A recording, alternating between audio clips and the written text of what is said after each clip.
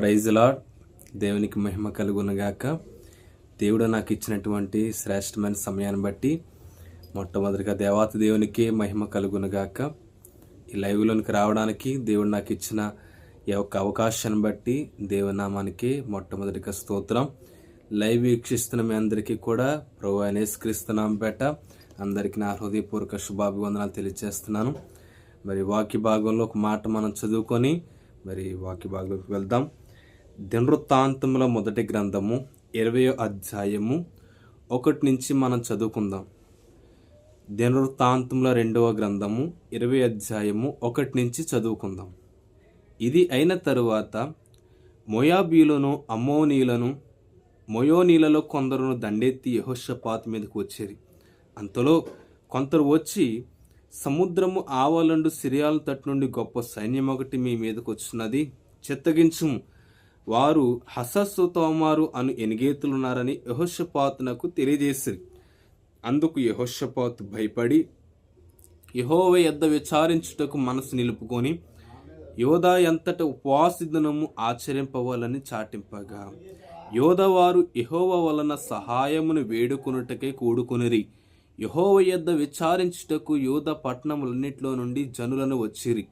యెహోషాపాతు యెహోవా మందిరములలో కొత్త సార్లు ఎదుట సమాజంగా కూడిన యోధా యెరూషలేముల జనుల మధ్య నిలబడి, దేవునికి స్తోత్రం కలుగునుగాక.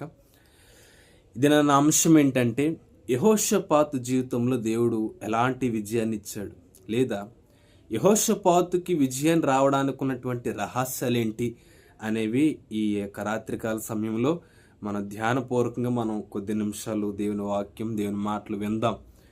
ప్రైజ్ లార్డ్, హల్లెలూయా. ఇది అయిన తరువాత మోయాబీలను అమ్మోనీలను మోయోనీలలో కొందరు. యోధా దేశము ఒక చిన్న ప్రాంతం. యోధా దేశం ఒక చిన్న పట్టణం అన్నమాట. యోధా దేశాన్ని పరిపాలిస్తున్నటువంటి కొంతమంది రాజులలో ఈ రాజు ఎవరంటే యెహోషాపాతు అన్నమాట. ఈ యెహోషాపాతు ఈ చిన్న పట్టణమైనటువంటి యోధా దేశాన్ని పరిపాలన చేస్తున్నాడు. ఈ చిన్న పట్టణం మించుమించి ఎంత ఉంటుందంటే మన తెలంగాణ ఎంత కలుపుతో అంత ఉంటుందన్నమాట. ఈ చిన్న ప్రాంతమైనటువంటి ఈ యొక్క యోధా ప్రాంతాన్ని పరిపాలిస్తున్నటువంటి యెహోషాపాతు గారు ఈయన జీవితంలో ఒక సవాల్ ఎదురైంది. క్రమక్రమంగా అలాగూ ఆ పట్టణాన్ని లేదా ఈ యోధా దేశాన్ని పరిపాలిస్తున్న తరుణంలో ఒక 3 సవాళ్ళు ఎదురైనాయి. ఆ సవాళ్ళు ఏంటంటే, 3 శత్రువులు మాట్లాడుకొని, ముందు అధ్యాయం 19 అధ్యాయం చూస్తే ఆ 3 శత్రువులు ఒకరికంటూ ఒకరు పడదు. అయినా ఆ 3 శత్రువులు ఏం చేస్తారంటే, యెహోషాపాతు మీదకి ఈ చిన్న పట్టణం, వర్ధిల్లుచున్న పట్టణం, అభివృద్ధి చెందుతున్న ఈ పట్టణాన్ని స్వాధీనం చేసుకోవాలని ఈ 3 శత్రువులు ఏం చేస్తారంటే మాట్లాడుకొని యెహోషాపాతు మీదకి యుద్ధానికి వెళ్తారనమాట. ఈ 3 శత్రువులు ఈ పరిపాలిస్తున్నటువంటి ప్రాంతాన్ని చుట్టూ మూగిస్తారు.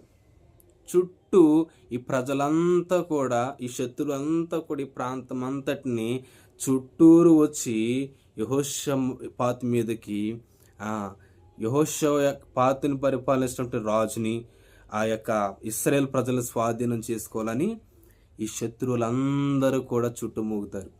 ఏం చేయాలో అర్థం కాదు, ఏమి చేయలేని తోచలేని స్థితిలో ఉంటాడు. అక్కడ రాస్తాడు కదా మాట, అంతలో కొందరు వచ్చి, సముద్రము ఆవాల నుండి సిరియానుల తట్టు నుండి గొప్ప సైన్యం ఒకటి వస్తుంది.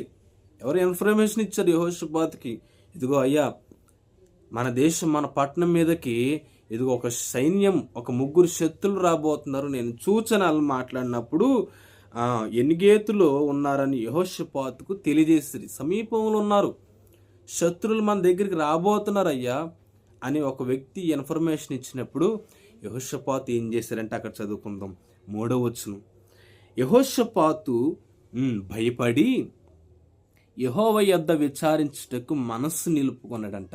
భయపడ్డాడు, శత్రువుల మీద వస్తున్నారని, సైన్యం వస్తుందని, భయంకరమైన శత్రువులు, ఈ యొక్క మోయాబీలు, అమ్మోనీలు, మోయోనీలు, ఈ 3 శత్రువులు ఎదిరించగలిగేటువంటి శక్తి, సైన్యము, సామర్థ్యం ఏది లేదు యెహోషాపాతుకి. అందునిమిత్తమై మనిషి భయపడ్డాడన్నమాట. ఈయన సహజబద్ధంగా క్రైస్తవుని ఆధ్యాత్మిక జీవితంలో మొట్టమొదటిగా మనకు కలిగే పరిస్థితిలో మనకేం కలిగిద్దంటే భయం. భయం కలిగిద్ది. ఫస్ట్ ఆఫ్ ఆల్ మన జీవితంలో కలిగేది ఏంటంటే భయం. యెహోషాపాతు జీవితంలో కూడా సేమ్ అదే.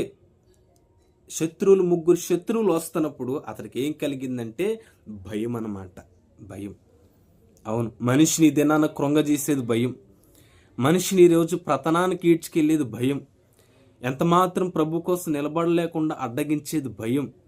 ఆరోగ్య నిమిత్తమైన భయం, లేదా శత్రువుల మీద పడుతున్నారనే భయం, లేదా ఏదైనా కష్టాల మీద పడుతున్నారనే భయం, పిల్లల ఉద్యోగాల విషయమై భయం, చదువుల విషయమై భయం, భవిష్యత్తును గురించినటువంటి భయం. ఈ భయం మనిషి జీవితంలో ఎన్నో పరిస్థితుల గుండా కృంగదీసి నడిపించేసేది.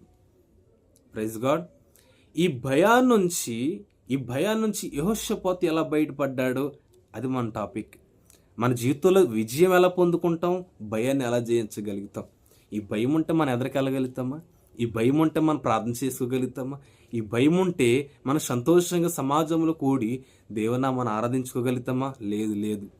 యెహోషాపాతు సహజబద్ధంగా శత్రువులు చూసి భయపడ్డాడు. ఒకవేళ సామర్థ్యం ఉంటే, ఒకవేళ శక్తి ఉంటే, ఒకవేళ సైన్యం ఉంటే వీటన్నిటిని జయించగలుగుతాడు ధైర్యంగా. కానీ ఎందుకు భయపడ్డాడు? అతడికి సామర్థ్యం లేక, సైన్యం లేక, సపోర్ట్ లేక. ప్రియ దేవుని బిడ్డలారా, ఇది ఎన్నానా నీకు సపోర్ట్ ఉంటేనే నీకు ధైర్యంగా ఉండగలుగుతున్నావు అనుకుంటున్నామో? లేదు. సామర్థ్యం కాదు, డబ్బు కాదు నీకు ఇచ్చేది, బలము కాదు, ఆరోగ్యం కాదు. నీకు ఈ లోకంలో ధైర్యం, బలము, శక్తిని ఇచ్చేది ఈ లోకంలో ఏది కాదు. యెహోషాపాతుకి అవి ఏమి లేవు. కృంగిపోయాడు, భయపడుతున్నాడు. ఏం చేయాలో అర్థం కాక అక్కడ ఒక మాట అంటాడు, యెహోవా యొద్ద విచారించడానికి మనస్సును నిబ్బరం చేసుకున్నాడంట. దేవునికి స్తోత్రం కలుగును గాక. మనస్సును నిలుపుకొని అంటాడు. మనసుని ఏం చేసుకున్నాడు? ఈయన మనసును నిలుపుకున్నాడు, కంట్రోల్ చేసుకుంటున్నాడు, చంచలమైపోకుండా, కృంగిపోకుండా. ఆ భయంలో అతడు సూసైడ్ చేసుకోకుండా, లేదా ఆ భయంలో అతడు దేవుని చిత్తం నుండి పోకుండా తన హృదయాన్ని ఏం చేసుకుంటున్నాడండి? నిబ్బరం చేసుకుంటున్నాడు అనమాట. దేవునికి స్తోత్రం కలుగును గాక.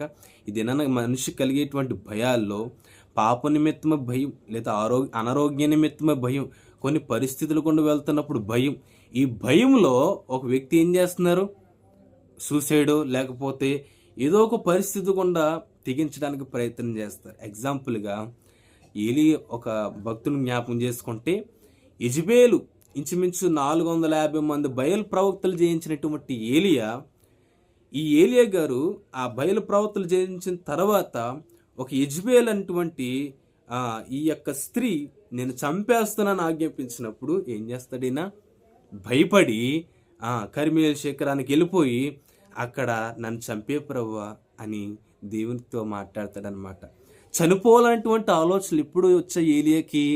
భయం కలిగినప్పుడు, శత్రువు యొక్క సమూహములు జాడొస్తున్నప్పుడు కలిగేటువంటి భయంలో ఏం చేస్తామండి? రాజు పడిపోతాం, తెగించేస్తూ ఉంటాం. ఏదో ఒకటి సూసైడు, లేకపోతే ఏదోటి మన జీవితం పట్ల విరక్తి, లేకపోతే ఒక ఆశలు కోల్పోవడం, ఏదో చేస్తాం. కానీ యెహోషాపాతు అలా చేయలే. భయపడ్డాడు. కానీ యెహోషాపాతు అలా చేయలే. మనసుని నిబ్బరం చేసుకున్నాడు. ఎందుకు? విచారించడానికి. ఎందుకు? దేవునితో గడపడానికి. ఎందుకు?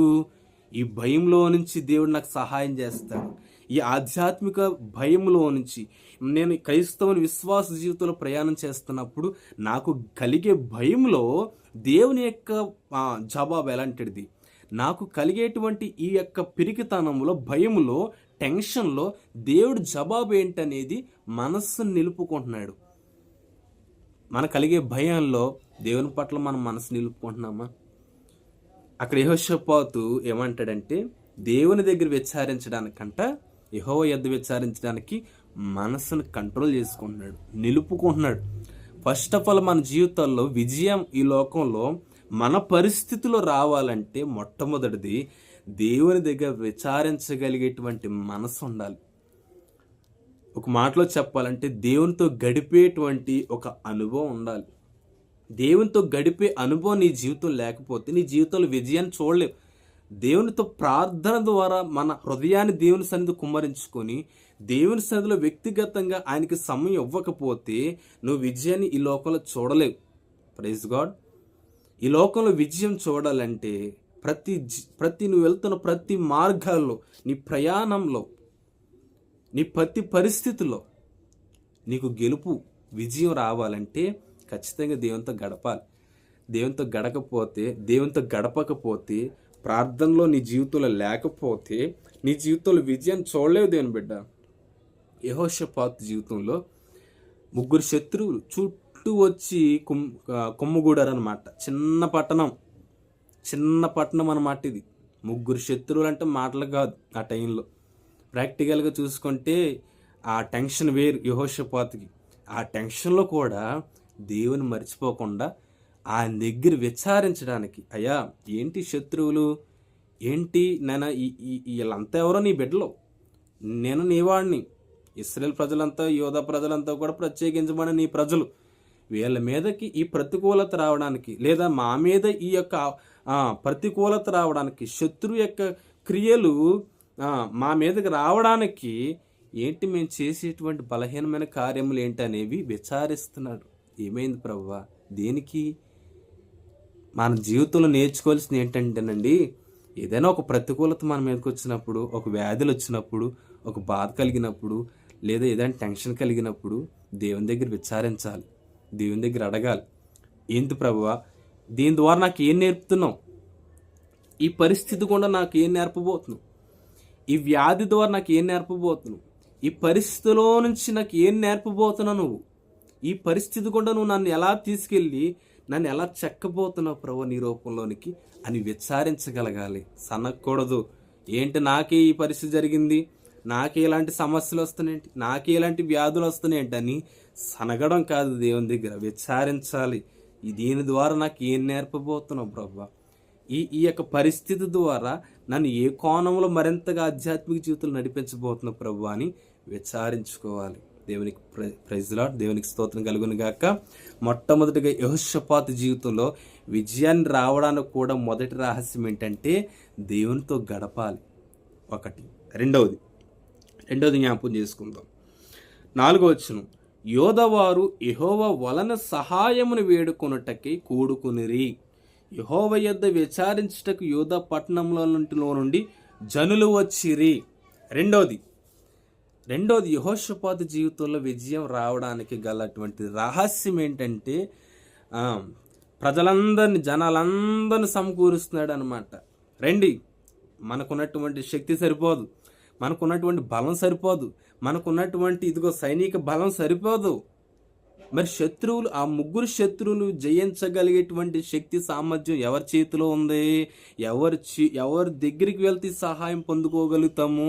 ఎవరితో గడిపితే మనకి శత్రువుల చేతిలో నుంచి మనకి విజయాన్ని ఇచ్చి మన తలపైకి ఎత్తుతారు? అలాంటి వాని దగ్గరికి వెళ్ళి మనం గడుపుతాం అని యోధా వారందరినీ సమకూరుస్తున్నాడు యెహోషువ. రెండోది మనం నేర్చుకోవాల్సింది ఏంటో తెలుసా? కుటుంబ ప్రార్థన. ఒక మాటలో చెప్పాలంటే, నీ జీవితంలో కుటుంబ ప్రార్థన ఉందా? నీ ప్రార్థనకి పవర్ సరిపోతే, నీ ప్రార్థనకి సరైనటువంటి శక్తి సరిపోతే, నీ జీవితంలో నీ పక్కన ఆత్మీయంగా ఉన్న వారిని, లేకపోతే నీ సహోదరులుగా ఉన్న వాళ్ళందరినీ సమకూర్చి నువ్వు ప్రార్థన చేయి. లేకపోతే నీకు ఆశ్రయముగా ఉన్నటువంటి మందిరానికి వెళ్ళి ప్రతి దినము నువ్వు దేవుని సన్నిధిలో మోకరించి ప్రార్థన చేయి. విజయం ఎందుకు రాదు నీ జీవితంలో? దేవునికి సన్నిధికి దూరం ఉండటం వల్లనే నీ జీవితంలో ప్రతికూలత సమస్యలు, నీ జీవితంలో దేవునికి దూరం ఉండటం వల్లనే, మందిరానికి దూరం ఉండడం వల్లనే, ఆత్మీయ తండ్రికి దూరం ఉండడం వల్లనే నీకున్నటువంటి కొన్ని సమస్యలు. ఈ రాత్రికాల సమయంలో దేవుడు నీతో మాట్లాడుతుంది ఏంటంటే, దేవుని మందిరానికి నువ్వు దూరంగా ఉంటున్నావు, దేవుని సన్నిధికి దూరంగా ఉంటున్నావు. యెహోషాపాతు జీవితంలో ఆ సవాల్ ఎదురైనప్పుడు పిలుస్తున్నాడు జనాలందరినీ, రండి, మనందరం, నా ప్రార్థన సరిపోదు, నా ప్రార్థనతో పాటు మీ ప్రార్థన కూడా అందరం కలిసి దేవుని ఆరాధిస్తాం, ప్రార్థన చేద్దాం, మనకు సమస్యకు పరిష్కారం చేయగలిగినటువంటి ఆ యెహోవా చేతిలో మనం పడదాం అని ప్రభు చేతికి వాళ్ళందరూ చేతులు అప్పగించుకుంటూ ప్రార్థన చేస్తున్నారు. ప్రైజ్ గాడ్, హల్లెలూయా.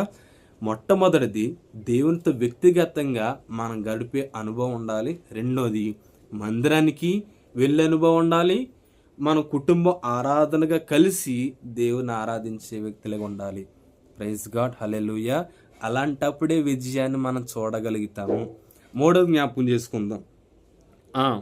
మూడోది 7వ వచనం, నీ జనులైన ఇశ్రాయేలు ఎదుటను ఈ దేశపు కాపరస్తులు తోలివేసి నీ స్నేహితుడైన అబ్రహాం యొక్క సంతతికి దీనికి శాశ్వతముగా నిచ్చిన మా దేవుడవు నీవే.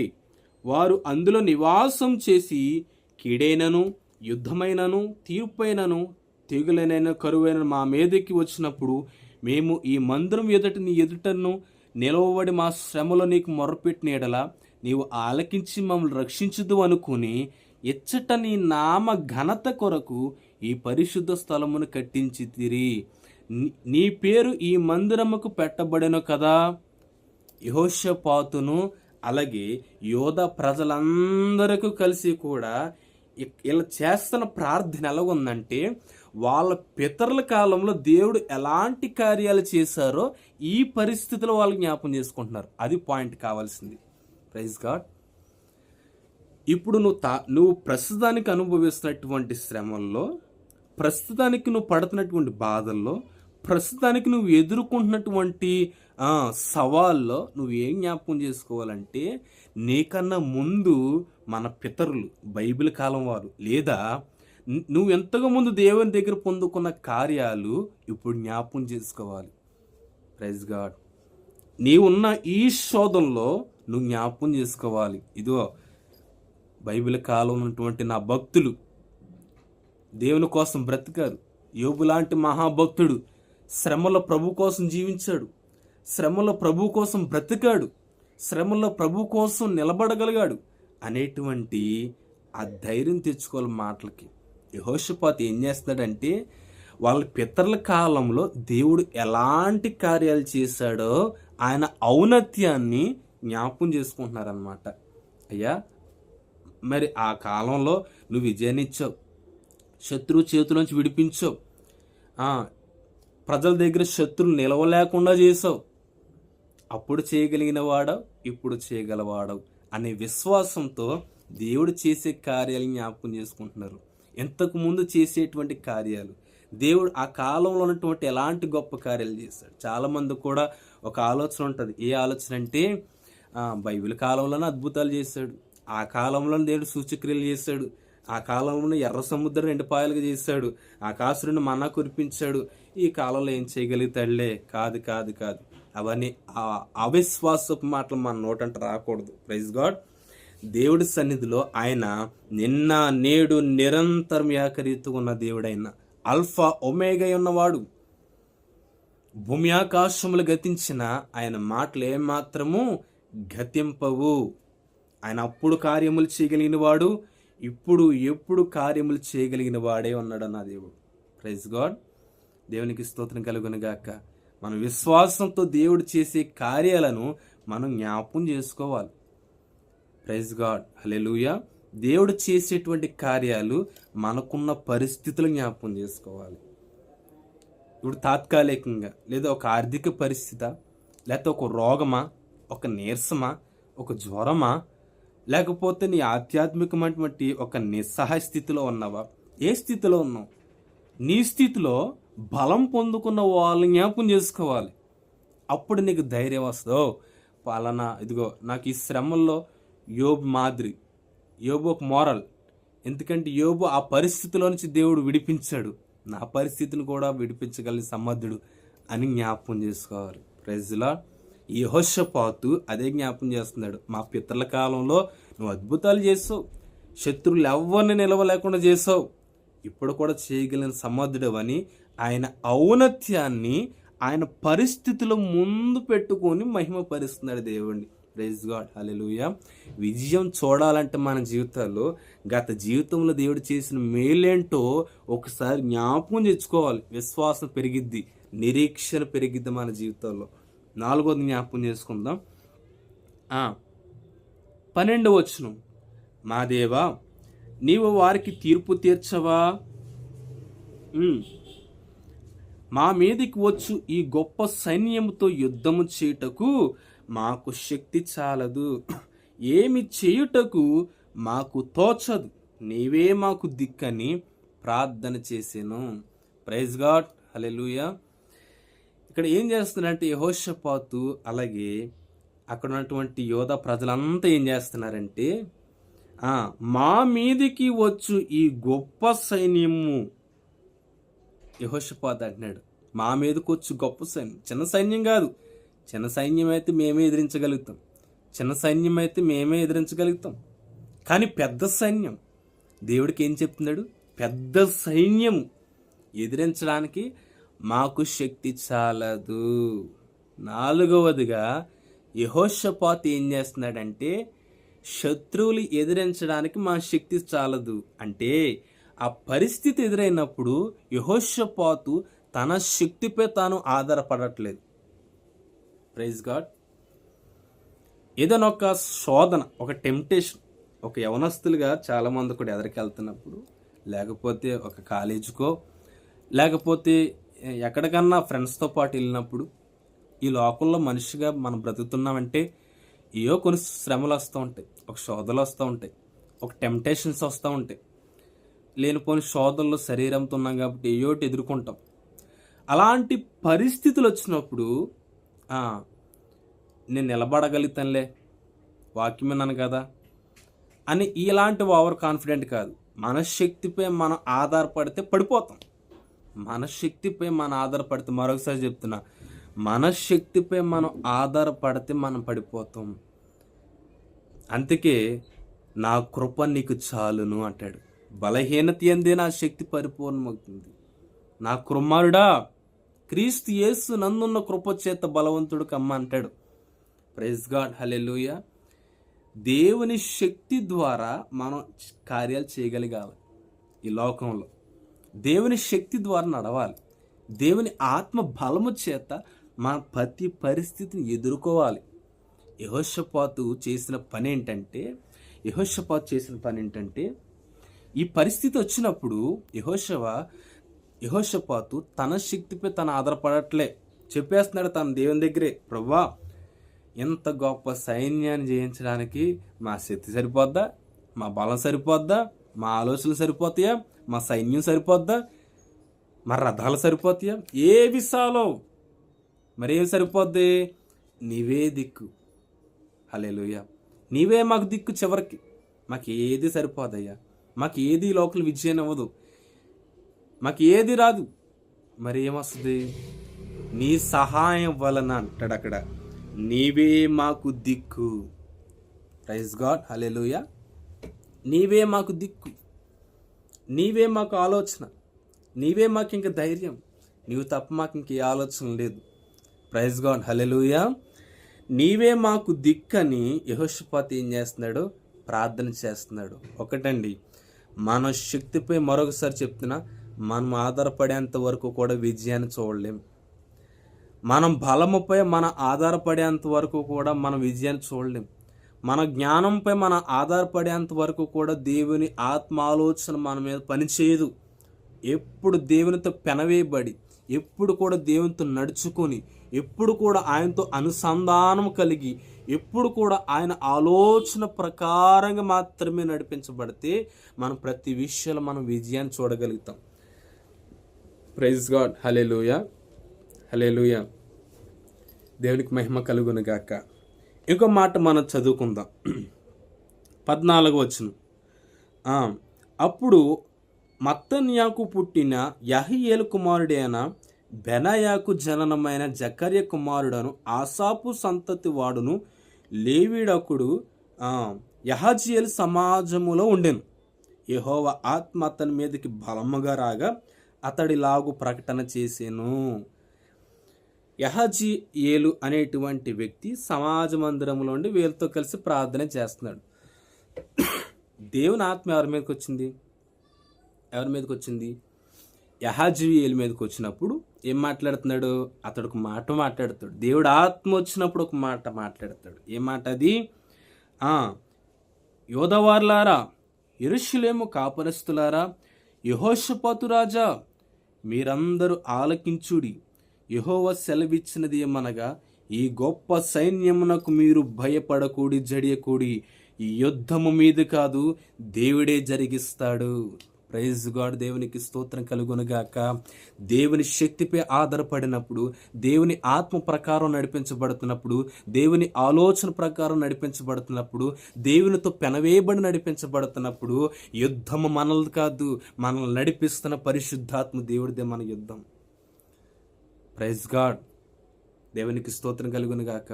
ఈ లోకంలో ప్రతి శోధలకి ప్రతి వాటికి పడిపోతున్నాం అంటే కారణం దేనికంటే, దేవునితో పెనవేయబడలేదు, దేవునితో సహవాసం లేదు, దేవునితో మాట్లాడే అనుభవం లేదు. కాబట్టి ప్రతి శోధలకు పడిపోతున్నాం, ప్రతి అవిశ్వాసానికి పడిపోతున్నాం, ప్రతి శత్రువుల బాణాలకు పడిపోతున్నాం. కారణం ఏంటంటే నీ జీవితంలో ప్రార్థన లేదు, నీ జీవితంలో దేవునితో మాట్లాడే అనుభవం లేదు. కాబట్టి యహాజీయేల్ అనేటువంటి వ్యక్తిలో దేవుని ఆత్మ దిగినప్పుడు ఒక మాట మాట్లాడతాడు. ఒక ప్రవచన వాక్కు, లేకపోతే దేవుడి వాక్కు. ఒక వాక్కు మాట్లాడి, యెహోషాపాతు రాజా మీరు భయపడవద్దు, ఎందుకు మీరు చేసే ప్రతి క్రియలని దేవుడు చూస్తున్నాడు గనక యుద్ధము మీది కాదు, దేవుడు జరిగిస్తాడు యుద్ధము.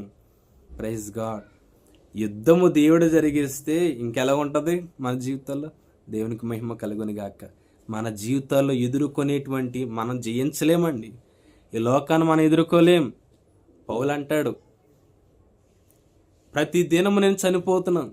ఏదో ఒక సందర్భంలో మనిషిగా మనం ఏదో ఒక సందర్భంలో ఆశ్రవైనా, సువార్థికుడు అయినా, సింగర్ అయినా, మ్యూజిషియన్ అయినా, దేవుని బిడ్డ ఎవరైనా సరే ఈ లోకంలో ఏదో ఒక పరిస్థితి గుండా పడిపోతున్నాం మనం. కానీ దేవుడు అంటున్నాడు, నువ్వు ఎదుర్కొన్న ప్రతి పరిస్థితులు ఉంటాయి చూసావా, అవన్నీ నువ్వు జయించలేవు. కానీ ఎవరు జయమిస్తారు? జయమిచ్చేది మన దేవుడే. Praise God. యేసన్నయ్య గారు ఒక పాట రాశారు, జయించిన నీవు నా పక్షమై ఉండగా, జయమిచ్చు నీవు నన్ను నడుపుతుండగా, జయమే నాశ అది ఏ నీ కాంక్ష, నీకే నా స్తోత్రార్పణలు, నా యేసయ్యా నీ దివ్య ప్రేమలో నా జీవితం పరిమళించునే. జయించిన నీవు నా పక్షమై ఉంటే జయమే నా ఆశ అని పాడుకున్న కీర్తన. Praise God. హల్లెలూయా. జయమిచ్చువాడైన మన ప్రభువు మనతో ఉంటే మనకి ఈ లోకంలో విజయం వస్తుంది. దేనికేనండి? ఓడిపోతున్నాం కారణం, నిలబడలేకపోతున్నాం కారణం, జయించలేకపోతున్నాం మన ఆశలకి కారణం దేవుడు మనతో లేడు గనికి. దేవుడు మనతో లేడు గనికి మన యోసేపుని దగ్గర పెట్టి అడగొచ్చు, యోసేపు నువ్వు ఎందుకయ్యా అవకాశాన్ని వదులుకొని అలా పరిగెట్టేసావంటే, దేవుడు నాతో ఉన్నాడు గనక నేను జయించగలిగా. నువ్వు ఎలా జయించగలిగావు? ఓహో అదా, దేవుడు నాతో ఉన్నాడు. అవునా, దేవుడు నీతో ఉంటే జయించగలుగుతా? ఎస్, దేవుడు ఎక్కడ నాతో ఉంటే అక్కడ నాకు విజయమే.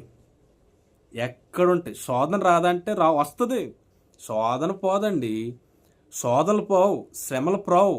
మరి శోధనలు శ్రమలు ఎదుర్కోగలిగేటువంటి దమ్మిస్తాడు దేవుడు. దేవుడు నీతో ఉంటే, దేవుడు మనతో ఉంటే శోధనలు రావంటే వస్తాయి, శ్రమలు వస్తాయి, కష్టాలు వస్తాయి, బాధలు వస్తాయి. కానీ దేవుడు నీతో ఉంటే ఎదుర్కోగలిగేటువంటి శక్తిని ఇస్తాడు, ఎదుర్కోగలిగేటువంటి కృపనిస్తాడు, ఎదుర్కోగలిగేటువంటి ఆత్మ బలాన్ని ఇస్తాడు. Praise God. దేవునికి స్తోత్రం కలుగును గాక. యహాజీయేలు అనేటువంటి వ్యక్తి ద్వారా దేవుడు మాట్లాడిన మాట యెహోషాపాతు ఏం చేస్తున్నాడు? వింటున్నాడు. ఎవరంటున్నారండి ఇప్పుడులో? దేవుని ఆత్మతో మాట్లాడుతున్న వ్యక్తులకి. ఒకవేళ దేవుని ప్రవచన వాక్యం ఎవరు వింటున్నారు? పరిశుద్ధాత్మ గురించినటువంటి బోధలు ఎవరు వింటున్నారు? జనరేషన్ మారుతుంది, కల్చర్ మారుతుంది, టెక్నాలజీ డెవలప్ అవుతుంది. వాక్యం ఎవరు చదువుతున్నారు? బైబిల్ ఎవరు చదవట్లేదు ఇప్పుడులో. Praise God. హల్లెలూయా. దేవుని ఆత్మతో నడిపించబడేవారండి ఆ దినాల్లో. బైబిల్ లేని టైంలో పరిశుద్ధాత్మ దేవుడే నడిపించాడు వాళ్ళని. చేయి పట్టుకొని అన్ని విషయాల్లో. ఒక వాక్యం చెప్పాలంటే ఆ దినాల్లో మిషనరీలు దేవుని సన్నిధిలో గంటలు గంటలు గంటలు కూర్చొని ప్రభు సన్నిధిలో అడుక్కునేవారంటండి ఉపదేశం.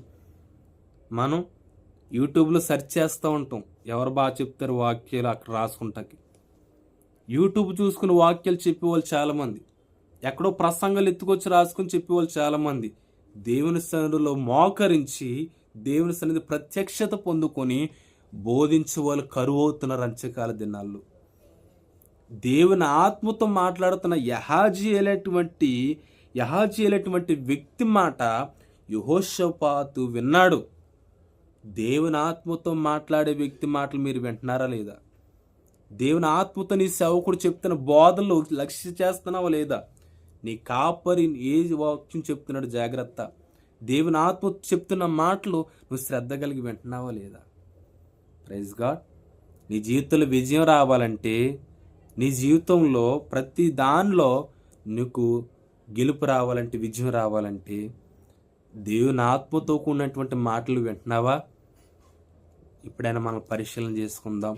Praise God. దేవునికి స్తోత్రం కలుగును గాక. ఇన్ని విషయాలు యెహోషాపాతు అక్కడ ఉన్న సమాజపు వారు చేశారు గనుకే అక్కడ 22వ వచనంలో యహాజీయేలు అంటాడు, మీరు వెళ్ళిపోండి, మీరు సాగండి, దేవుడే విజయాన్ని ఇస్తాడు, దేవుడే యుద్ధం చేస్తాడు. దేవునికి మహిమ కలుగును గాక. యెహోషాపాతుకు ఒక డౌట్ రావాలి, ఇంకెందుకు వెళ్ళమంటున్నావు దేవా? యుద్ధం నువ్వు చేస్తాను అన్నప్పుడు చక్కగా కూర్చుని మేము పరిపాలన చేసుకుంటావులే, నువ్వే చేసే యుద్ధం. కాదు, నువ్వు వెళ్ళాలి, యుద్ధ భూమిలోకి నువ్వు వెళ్ళాలి. ఎందుకు వెళ్ళాలి? యుద్ధ భూమిలోనికి వెళ్తేనే నీకు ఘనతనిస్తాను, నీ ద్వారా నేను కూడా ఘనత పొందుకుంటా. శత్రు ముందు నిన్ను పెట్టి నేను విజయాన్ని ఇస్తా. Praise God. దేవునికి స్తోత్రం. హల్లెలూయా. దేవునికి మహిమ కలుగును గాక. యుద్ధ భూమికి దేవుడు ఎందుకు వెళ్ళమన్నాడంటే,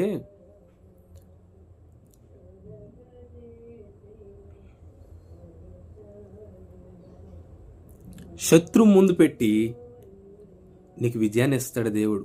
దేవునికి మహిమ కలుగును గాక. నువ్వు యుద్ధ భూమికి వెళ్ళు, అక్కడ నేను విజయాన్ని ఇస్తాను. యుద్ధ భూమికి ఏం చేయాలి? వెళ్ళి చక్కగా కూర్చొని పాటలు పాడాలి, చక్కగా దేవుని ఆరాధన చేయాలి, చక్కగా దేవుని స్తోత్రం చెప్పాలి. అవునా? కత్తులు కట్టారు వద్ద ప్రభు అంటే వద్దు. మరేం చేయాలి? మీరు వెళ్ళి అక్కడ నిలబడడం చాలు. నిలబడి నన్ను స్తుతించండి. స్తుతి నీ స్థితిని మార్చగలిగిన శక్తి అక్కడే నేను బయలుపరుస్తాను. నేను దేవునికి స్తోత్రం కలుగును గాక. హల్లెలూయా. 22వ వచనం చదువుకుందాం. వారు పాడుటకును స్తుతించుటకును మొదలు పెట్టగా యెహోవా యోధా వారి మీదకి వచ్చిన అమోనీల మీదను, మోయాబీల మీదను, షెయు మన్యు మీదను, మాటుగ్రానుల మీదను మొదలుపెట్టిన గనక వారు హతలైరి. వారు పాడుటకును స్తుతించుటకు మొదలు పెట్టగానేనంటండి దేవుడు ఏం చేశాడు తెలుసా? శత్రువులను హతమార్చేటట్లుగా దేవుడు చేశాడంట. Praise God. నువ్వు స్తుతించడానికి, పాడడానికి మొదలు పెడితే చాలు, దేవుడు విజయాన్ని ఇస్తాడు. ఇన్ని లక్షణాలు దేవుడు మనతో మాట్లాడుతున్నాడు. పరిశీలన చేసుకుందామా?